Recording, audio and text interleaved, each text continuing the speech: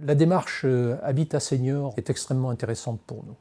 Nous travaillons essentiellement aujourd'hui avec des distributeurs. Ils ont, malgré leurs efforts, beaucoup de difficultés à nous faire remonter les différentes aspirations de leurs clients.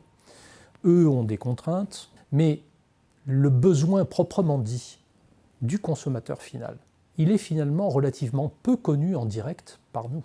Avec Habitat Senior, on renverse la situation, on va au-devant du besoin, et ce besoin, il est exprimé par le consommateur final.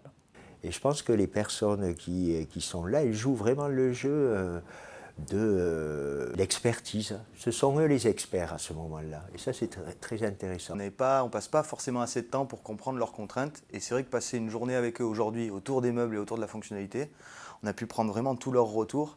Et ça va vraiment nous permettre de designer nos meubles dans ce sens-là, dans le futur, quoi. Par exemple, la table de repassage qui sort directement d'un placard, je trouve ça très utile, sauf que je pense qu'il y a un problème de hauteur. Franchement, là, j'ai trouvé que c'est un bon point, quoi. Tout le monde a une table à repasser, un fer à repasser. Et là, d'avoir la table dans le tiroir, le fer à repasser juste dans le meuble au-dessus avec la prise et tout, on n'a rien on prend le truc, hop, et ça marche. Le petit voyant rouge qui s'allume quand il y a une présence dans la salle de bain, je trouvais qu'il était un peu trop petit.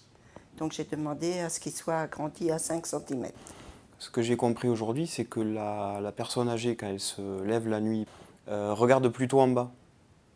Et bon, il n'y a pas que la personne âgée, moi aussi, hein. Ça ouvre la voie à une évolution du produit.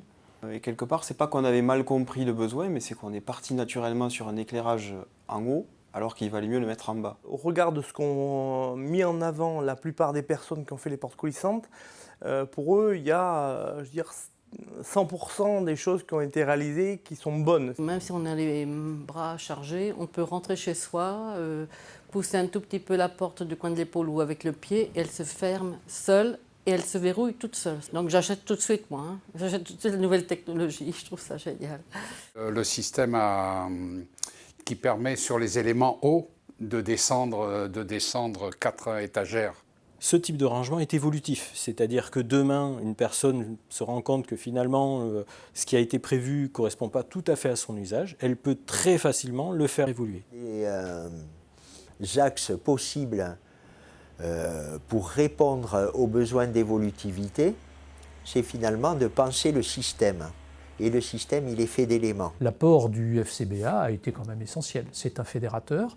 Le fait qu'on ait Sarah Couillot qui dépose une thèse et qui travaille sur le sujet avec des méthodes de travail spécifiques, avec de l'ergonomie, beaucoup d'ergonomie au départ, ça nous a fait gagner beaucoup de temps. Avec le mobilier qui a été inventé entre guillemets aujourd'hui, c'est l'équivalent d'un gain de, c'est l'idée que j'en ai, facilement d'une quinzaine de mètres carrés dans un logement.